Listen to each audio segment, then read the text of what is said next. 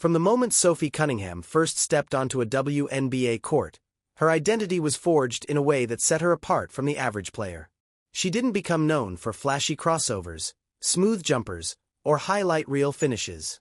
Instead, she built a reputation on something far more polarizing. Being the enforcer, the player who doesn't just show up to compete, but arrives to make her presence felt in the most physical, unapologetic way possible. And that's exactly why her recent comments about WNBA fans didn't just travel. They exploded across every corner of the internet.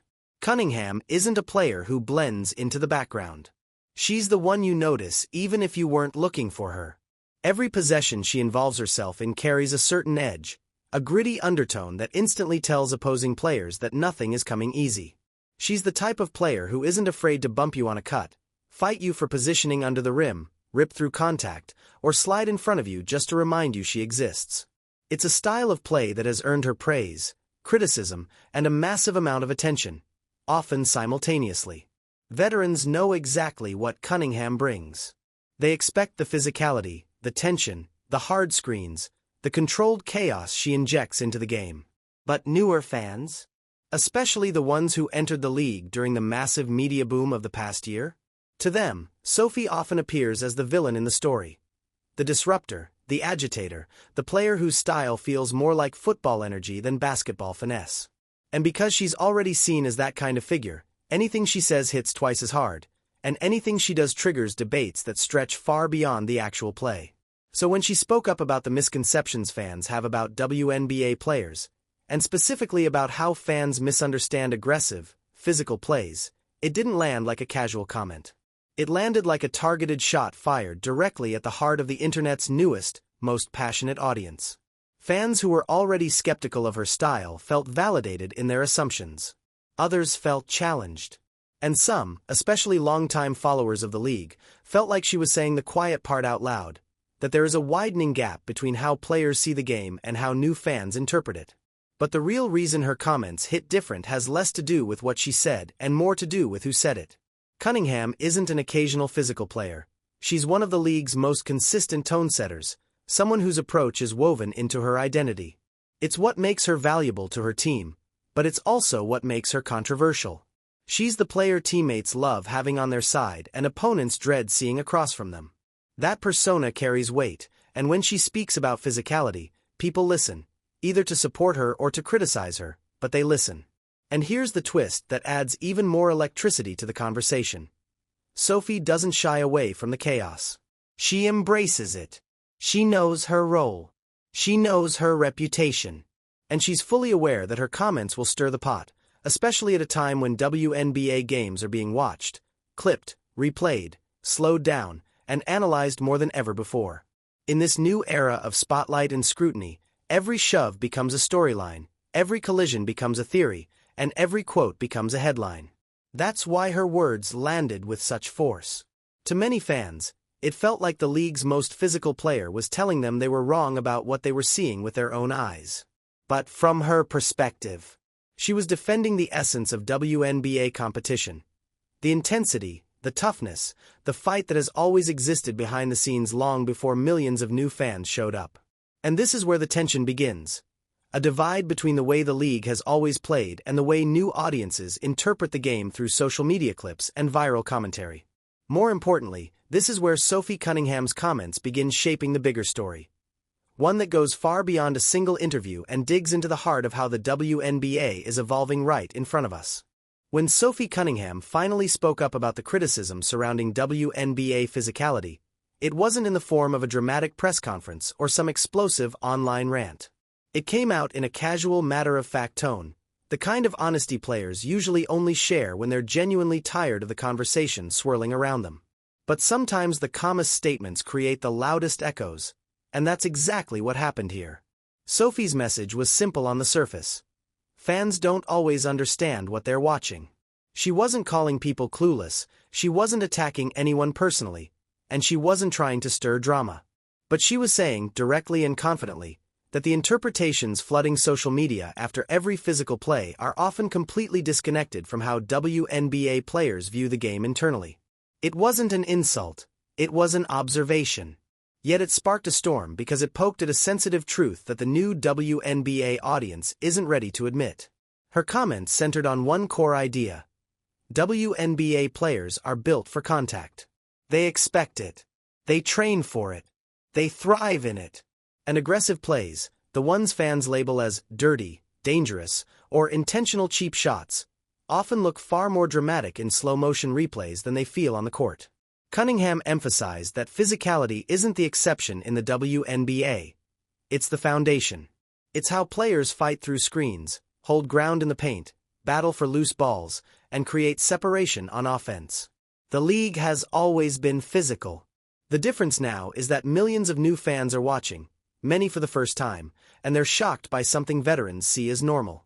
But here's where the fuse was lit. Sophie didn't hold back on the idea that fans jump to conclusions without understanding context.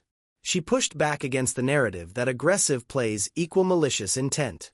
She highlighted how close games, high stakes, and the sheer competitiveness of the league naturally lead to tougher moments. She stressed that fans need to recognize the difference between a dangerous hit and a hard, clean basketball play. And in her eyes, that distinction is often lost in the noise of social media outrage. To players, what she said was perfectly reasonable. To fans, particularly those who joined the league during the viral explosion of celebrity coverage, highlight reels, and superstar rookies, it came across as dismissive. They heard her words as an attempt to downplay moments that made them uncomfortable. They heard her saying, "You're wrong." And when it comes to sports fans, especially new ones who feel protective over the faces of the league, being told they're reading a play incorrectly can strike a nerve. Social media only amplified the tension. Clips from games are rarely posted in real time. They're clipped, slowed down, zoomed in, replayed 100 times, and reshared with captions designed to ignite reactions. When fans see a shoulder collide with a chest in slow motion, it looks malicious. When players see it in real speed, it looks like a normal contest for position. This disconnect creates a gap between perception and reality, and Sophie's comments dragged that gap into the spotlight. Another layer that made her statement controversial was timing. The league is in the middle of its biggest media surge ever. Entirely new audiences, many unfamiliar with the league's physical culture, suddenly became emotionally invested. They bring different expectations. They're protective. They watch every collision and project intentions onto it, often assuming the worst. So when Sophie said fans don't always know what they're talking about, many heard it as a challenge to their newfound loyalty. What made it hit even harder is that Cunningham is not a neutral figure. She's not a quiet vet or someone known for finesse basketball. She is someone whose physical style has been at the center of viral debates before. So when she speaks about toughness, people assume she's defending herself. They assume she's protecting her identity as the league's high-energy agitator. And whether fair or not, that perception colors how fans interpret her words. From Sophie's perspective, she wasn't firing shots. She was explaining the difference between what people think they're watching and what's really happening on the court. From the fans' perspective, she seemed to be justifying the exact plays they've been condemning for months. And from the league's perspective, it exposed a growing tension between the old WNBA culture and the new wave of attention reshaping expectations overnight. Her comments weren't explosive on their own, but the reaction to them revealed just how fragile the relationship between players and fans has become. Especially now that every bump, every shove, and every collision becomes a viral moment with millions of eyes analyzing every frame. To understand why Sophie Cunningham's comments sparked such a sharp divide, you have to look at one of the biggest cultural clashes happening inside the WNBA right now: the war between fan perception and player reality. It's a clash rooted in two completely different understandings of the same game, and it's getting louder with every viral clip, every controversial whistle, and every moment that gets replayed online until people form opinions detached from what actually happened on the court. For longtime WNBA players, physicality isn't just part of the sport, it's the very fabric of it. They grew up competing against the best athletes in the world, night after night, in a league where inches of space matter and where the difference between winning and losing is often determined by who can fight through contact, hold their position longer, or impose their will more forcefully. To them, a hard play isn't dramatic. It isn't shocking. It isn't personal. It's simply basketball at the highest level, amplified by the intensity that elite competition naturally brings. But for new fans, particularly those who arrived because of the recent surge in star power, media hype, and viral online discourse, the game looks very different. They see these collisions through the lens of slow-motion replays and emotional investment. When they watch a defender bump a ball handler off a screen, they aren't thinking about decades of professional physical culture. They're thinking about the star they love, the highlight clips they follow, and the protective instinct they've formed around certain players. So when contact happens, especially involving a popular rookie or highly marketed player, it doesn't look like good defense. It looks like aggression. It looks like someone trying to injure a fan favorite. It looks hostile, even when it's not. This difference in interpretation grows even wider when you consider how basketball looks on social media. Games are no longer consumed solely in real time. Instead, millions watch the sport through clipped segments, 2-second hits, slowed-down collisions, and replay angles that make every moment look harsher, louder, and more violent than it did in live action. A play that took half a second on the court becomes a 15-second zoomed-in breakdown online. The longer fans stare at it, the more personal it feels. The more intentional it looks. And that's where the disconnect becomes explosive. Players see contact as strategy, while fans interpret it as hostility. Players know that fighting through a screen is supposed to hurt. They know that driving into the lane means bracing for impact. They know that boxing out is a physical battle where elbows, hips, and shoulders all make contact. That's normal to them, not malicious, not reckless, not dangerous. To a player like Sophie Cunningham, this is simply what competition looks like when everyone on the floor is elite. But fans, especially those new to the league, haven't lived inside that world long enough to understand it. They don't see years of training behind those collisions. They see two people, a moment of impact, and a slow-motion replay that makes it look like something more sinister. And when you combine that with the emotional weight people place on certain athletes, especially rising stars, the reactions become massively amplified. This isn't to say fans are wrong for caring. Their passion is part of what's helping the league grow. But passion without context can create narratives that don't match reality. It leads to accusations of dirty plays, cheap shots, or intent to injure, even when the players involved don't view the situation anywhere near that seriously. The disconnect creates tension, anger, and controversy, even when the actual play isn't controversial to the people who made it. This is what Sophie Cunningham was trying to explain, even if it didn't land the way she hoped. Players know the difference between a dangerous hit and a competitive one. They understand the line between acceptable contact and foul-worthy contact. They know what it feels like to compete at a level where every inch of space is earned with sweat and force. And when fans jump online labeling every physical moment as malicious, it feels like the essence of the sport is being misunderstood. To the players, these collisions are not personal attacks. They are the language of elite basketball. They're the result of adrenaline, instincts, and the split-second decisions needed to survive on the court. So when Sophie pushed back against fan narratives, she wasn't trying to silence criticism. She was defending the competitive culture that she and every veteran in the league has lived inside for years. But the more the league grows, the bigger this divide becomes. New fans bring new expectations. Veterans bring old-school toughness. And stuck right in the middle are players like Sophie Cunningham, who find themselves defending a culture that the internet often paints as something far more dramatic than it truly is. What makes Sophie Cunningham's comments so intriguing and so controversial is that she wasn't speaking from frustration alone. She was speaking from experience. Years of it. Years of battling through screens, years of being hit and hitting back, years of learning how to survive in a league where every possession matters and nothing comes easy.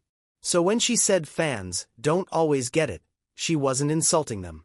She was pointing to a truth that players talk about privately far more often than fans realize. From Sophie's perspective, the disconnect isn't about fans being wrong. It's about fans misunderstanding the baseline reality of WNBA competition. She believes that the physicality many people complain about is the same physicality that players expect, accept, and even respect. And this is the part that is hardest for fans to wrap their heads around. Physicality in the WNBA is rarely personal. It feels personal to fans who love certain players, but on the floor, it's simply strategy, instinct, and survival. When Sophie spoke up, She was really saying three things, all of which explain why so many fans misinterpret what they're watching. 1. WNBA players aren't trying to hurt each other, they're trying to win. To players, fighting through contact isn't violence, it's professionalism. A hard box out, a tough screen, a physical contest in the paint. These aren't acts of anger or disrespect. They're tactics. They're tools. They're part of the entire design of the game. The intention behind them is almost never malicious. But fans, especially those new to the sport, often assume pain equals intent. Players know better. 2. Physicality is a sign of respect, not hostility. In basketball culture, especially at the highest levels, the most physical battles happen between the players who matter most. Defenders don't chase benchwarmers around with full-body contact. They lock in on the biggest threats, the stars, the scorers, the players who bend the game in their favor. Hard play isn't a message of, "I don't like you." It's a message of, "I have to stop you because you're that good." When Sophie bumps someone, it's not emotional, it's tactical. 3. Fans see moments. Players see patterns. Fans react to individual plays, the bump, the shoulder, the collision. But players view physicality as part of a larger rhythm. They know when someone is simply fighting for space or trying to get under a defender. They understand when contact is mutual, when it's accidental, when it's strategic, and when it's truly over the line.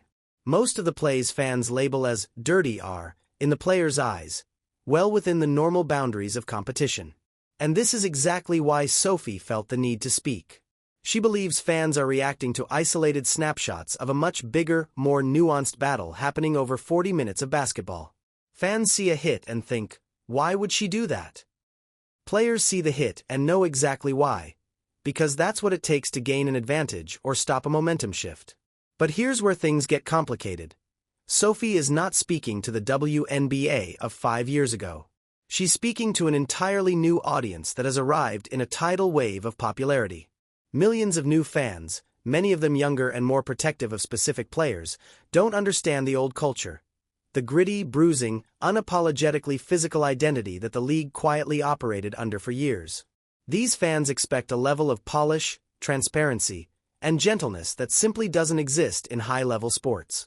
So when Sophie says fans are misreading the game, she's not accusing them of ignorance. She's suggesting they're entering a world with rules, norms, and unspoken expectations that they haven't yet learned. And she's not wrong. This isn't a league where players float around the floor untouched. It's a league where some of the strongest athletes in the world battle for every inch, where contact is a constant and aggression is part of the DNA of competition. Sophie believes new fans don't understand that because they're seeing the game for the first time through the lens of celebrity attention, media narratives, and social media edits that exaggerate emotion. But in the locker room, the world Sophie comes from, toughness is celebrated, not condemned. It's part of the unwritten code that binds players together. You hit, you get hit back, and the game moves on. No drama, no outrage, no millions of comments online debating intent. That's why Sophie's comments struck such a nerve. She wasn't just commenting on physicality. She was challenging the new wave of fan interpretation. She was protecting the identity that shaped her career.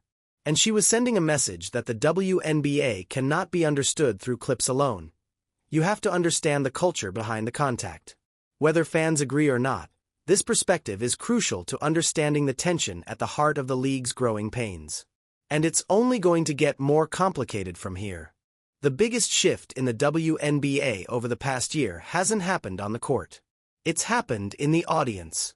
A league that once fought for every viewer is now swimming in attention, unlike anything it has ever experienced. Packed arenas, non-stop coverage, viral clips, national debates. The WNBA has become a daily talking point, and millions of new fans are arriving with each headline.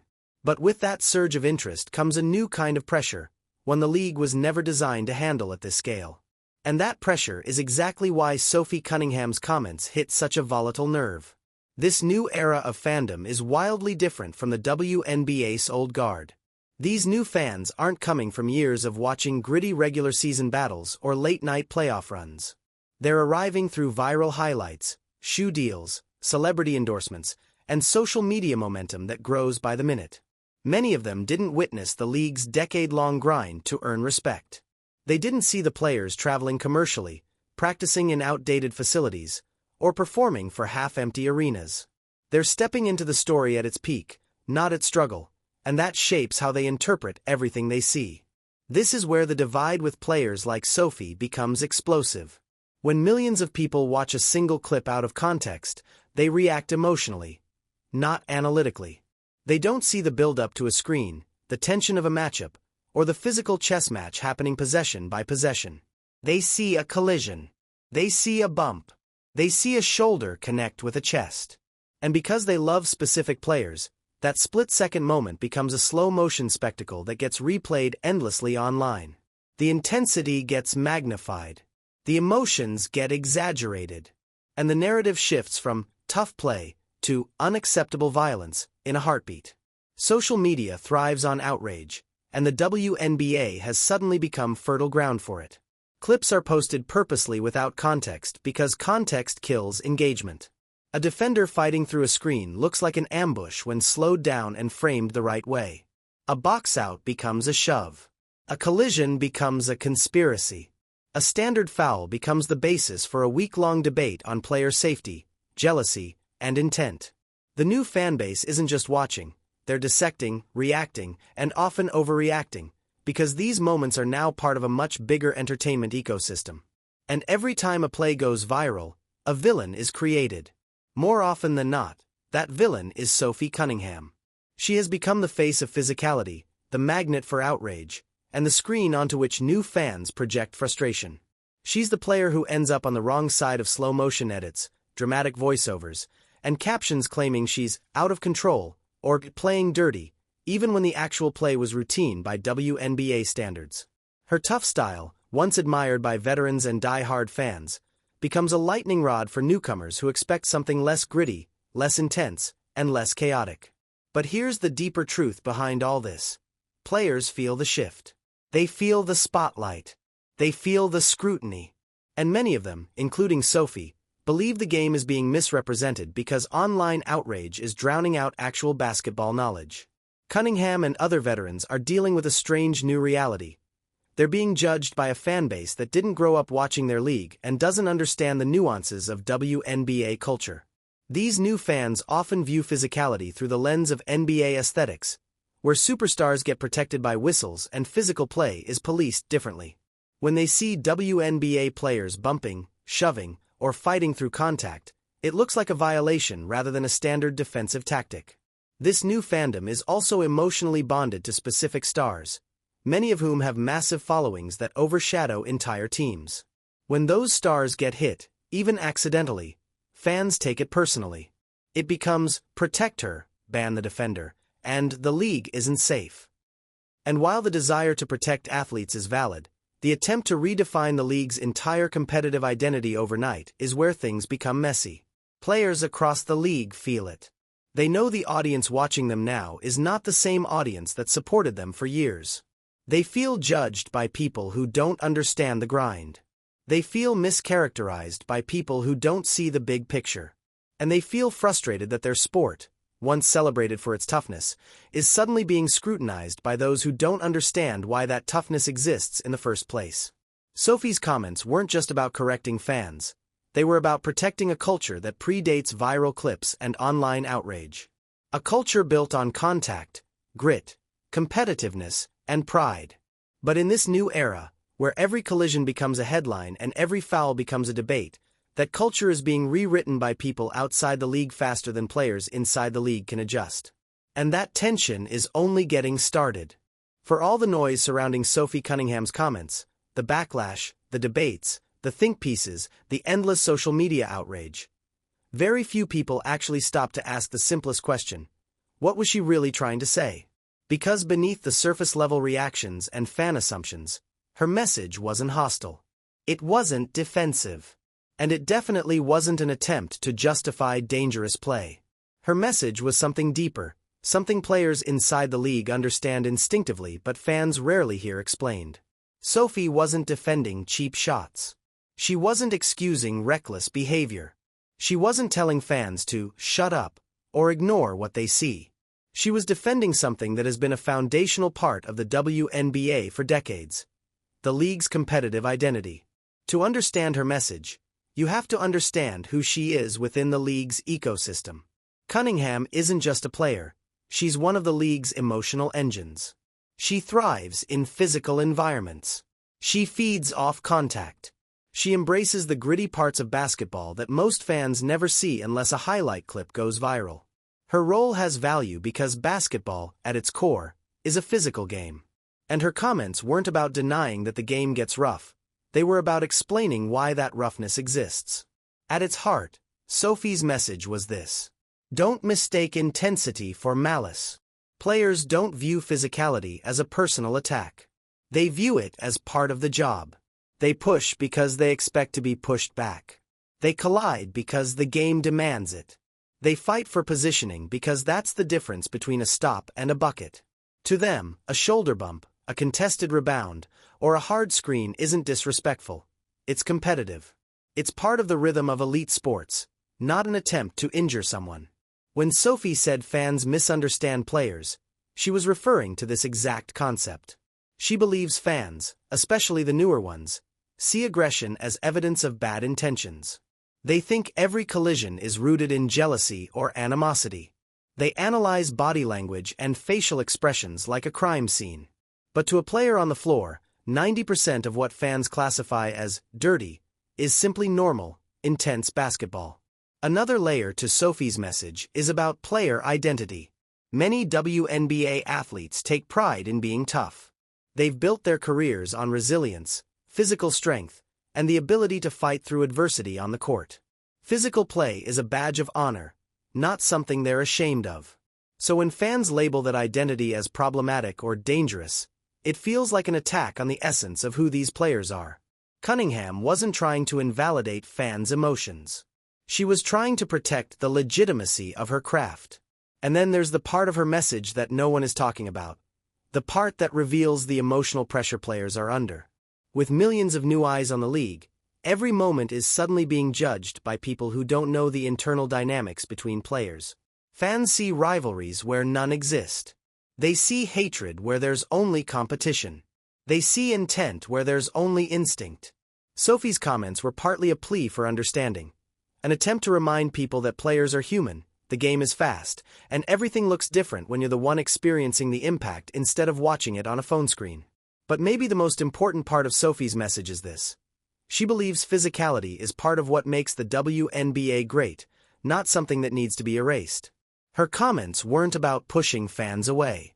They were about defending a style of play that she feels is misunderstood by those who recently joined the conversation.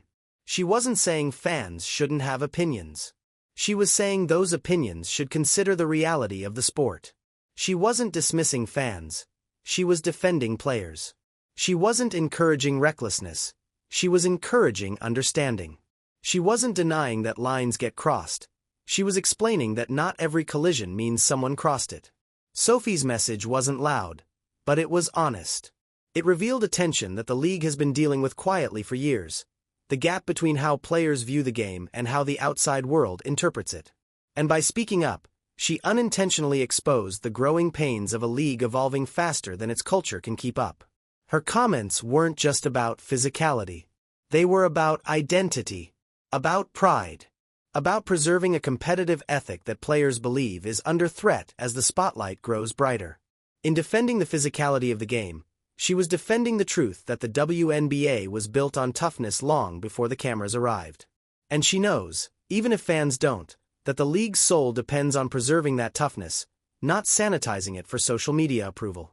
The WNBA is experiencing something no other major sports league has ever dealt with at this speed: a complete transformation of its audience, expectations, visibility, and cultural meaning, all happening at the same time. And for players like Sophie Cunningham, that shift isn't just something they notice in headlines or on social media. They feel it in their bones every time they step onto the court.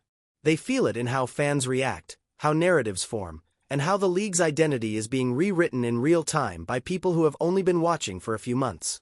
Before the spotlight exploded, the WNBA had its own rhythm: a tough, gritty blue-collar style of basketball with a loyal but niche fanbase. Players weren't chasing Twitter trends or responding to millions of people analyzing their body language. They weren't being slowed down in replay clips or labeled as villains based on a single second of contact. Instead, they existed in a small but fiercely dedicated community where everyone knew the culture, respected the grind, and understood that physical basketball wasn't controversy, it was tradition. The old WNBA wasn't polished. It wasn't glamorous. It wasn't globally viral. But it was intensely competitive. Veteran players, including Sophie, came up in that world. They endured commercial flights, back-to-back road trips, limited resources, and more doubts than support. Their toughness wasn't performative, it was survival. Physicality wasn't a marketing strategy, it was simply what it took to win.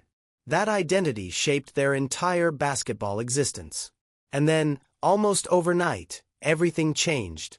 A new generation of fans arrived in a tidal wave, bringing unprecedented energy, but also unfamiliar expectations. They weren't molded by years of following the league. They didn't live through the early seasons when physicality was one of the WNBA's defining traits. They didn't watch legends battle in empty arenas, fighting for respect with nothing but grit and execution. This new wave of fans entered the league through a different door. Celebrity attention, superstar hype, mainstream marketing, and viral social media cycles. They didn't inherit the original culture, they inherited the highlight clips. Naturally, they expect something different. Cleaner, softer, more glamorous, more curated, more brand safe.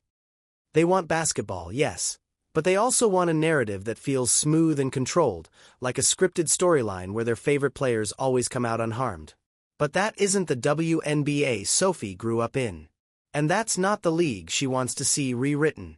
This cultural collision, old identity versus new expectations, is the real heart of the tension behind Sophie Cunningham's comments.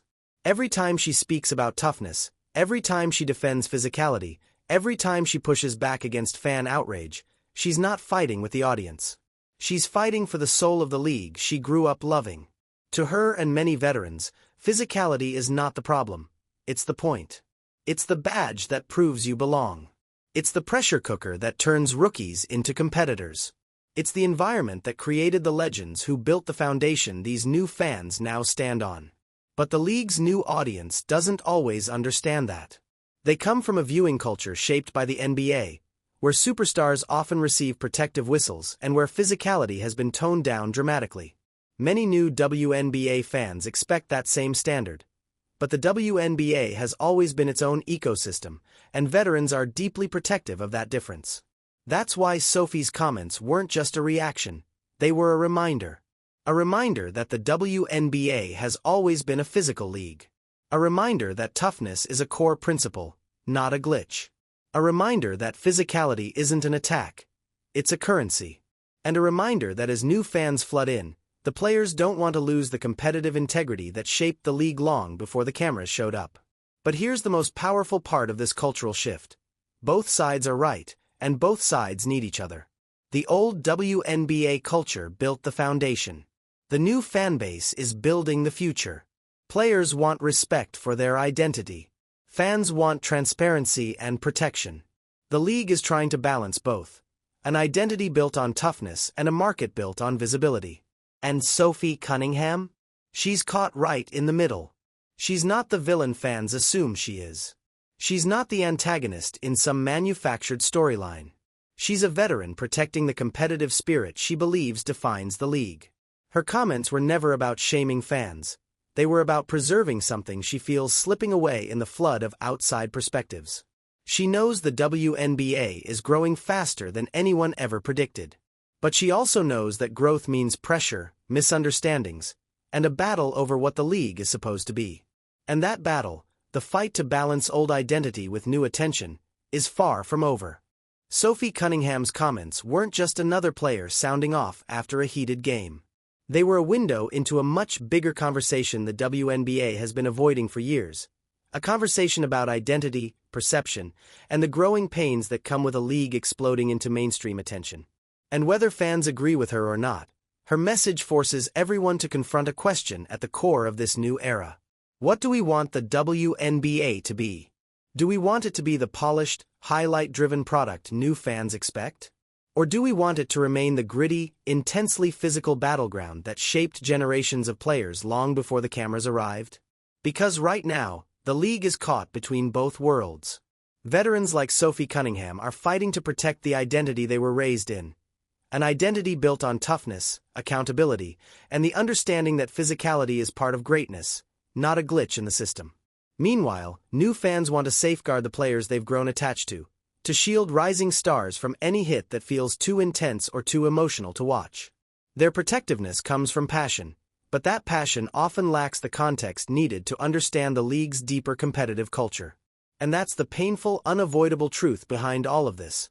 Both sides want what's best for the league, they just see the sport from different worlds.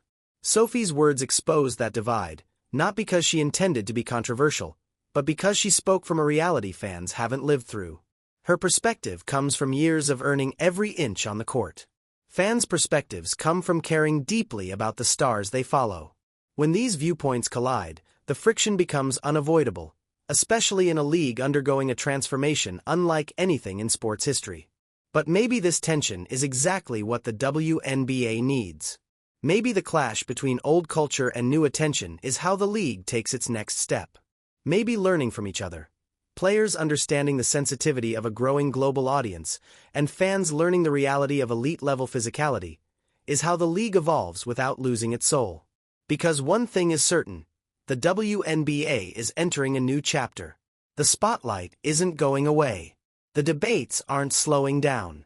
And as more eyes join the conversation, players like Sophie Cunningham will continue pushing back to protect the foundation that made this league strong long before it was popular. Her message wasn't perfect, but it mattered. It opened the door for deeper understanding. It challenged fans to see the sport through a new lens. And it reminded everyone, critics, supporters, newcomers, and veterans, that the WNBA isn't just a league adjusting to fame. It's a league redefining itself in real time. As the audience grows, the culture grows too. And how both sides respond to moments like Sophie's comments will shape what this league becomes in the years ahead. If you've made it this far into the video, it means you're part of the small percentage of viewers who actually care about what's happening beneath the surface. Not just the highlights, not just the viral clips, but the real story behind the WNBA's evolution. That means you're exactly the kind of viewer this channel is built for. So here's what you can do to keep this content alive. Subscribe to the channel. It tells YouTube that long-form, in-depth basketball breakdowns deserve to be pushed to more fans. Like this video, it boosts the algorithm and helps this community grow faster than the league's own fanbase. Drop a comment. Even a short opinion helps the video rank higher and brings more intelligent conversation into this space. Your engagement isn't just support. It's fuel. Fuel that helps the channel grow. Fuel that creates better videos. Fuel that pushes discussions like this into the heart of WNBA conversations everywhere.